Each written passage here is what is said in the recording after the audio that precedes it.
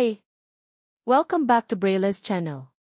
Nagbabalik po tayong muli para sa latest payout updates ng ating social pension as of this date. At ang patuloy na pagbibigay ng local social pension through digital at manual payment payout.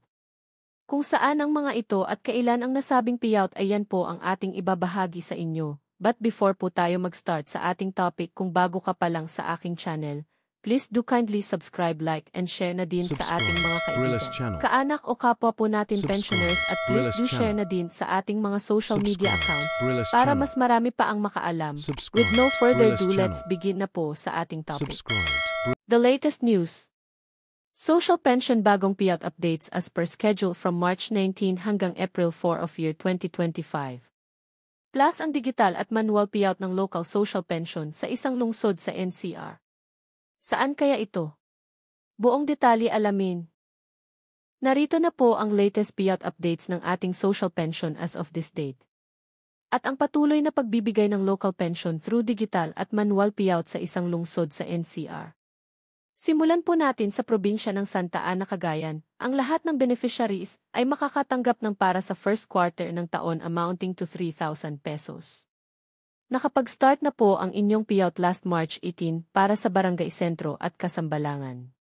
Ngayong araw March 19, nakapag-payout na rin ang Barangay Marede, Dungeg, Santa Clara at Barangay Patunungan.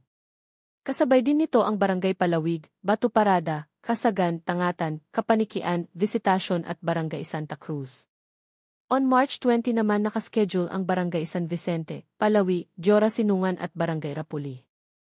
Ang next ay sa probinsya ng Sibutad, Zamboanga del Norte. Nakaschedule na po ang inyong payout this April 3, kabilang dito ang Barangay Caube, Kanim, Libay, Panganuran, Sawang, Sinipay, Magsaysay at Barangay Sipalo.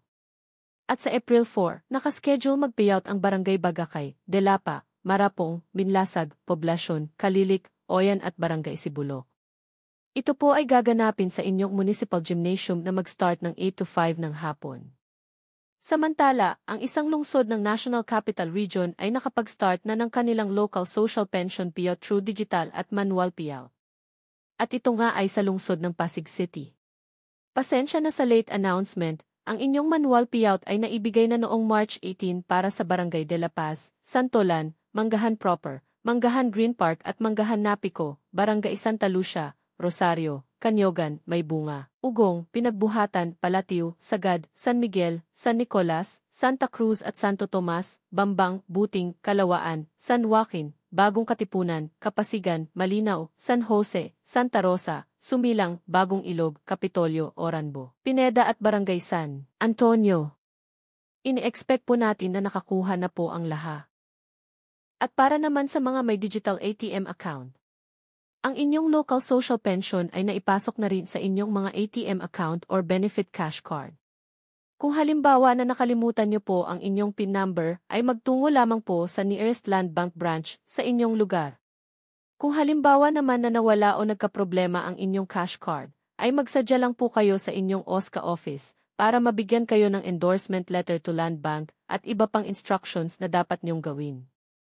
Sa mga iba pang katanungan ay mangyari lamang na magsadya sa inyong OSCA encoding office. That's it. Sa ngayon ay ito pa lamang ang mga naglabas ng kanilang payout schedule as of this date. Manatili po kayong nakatutok sa aking channel para sa mga latest payout updates at iba pang informative videos na para po sa inyo. Marami pong salamat and God bless everyone.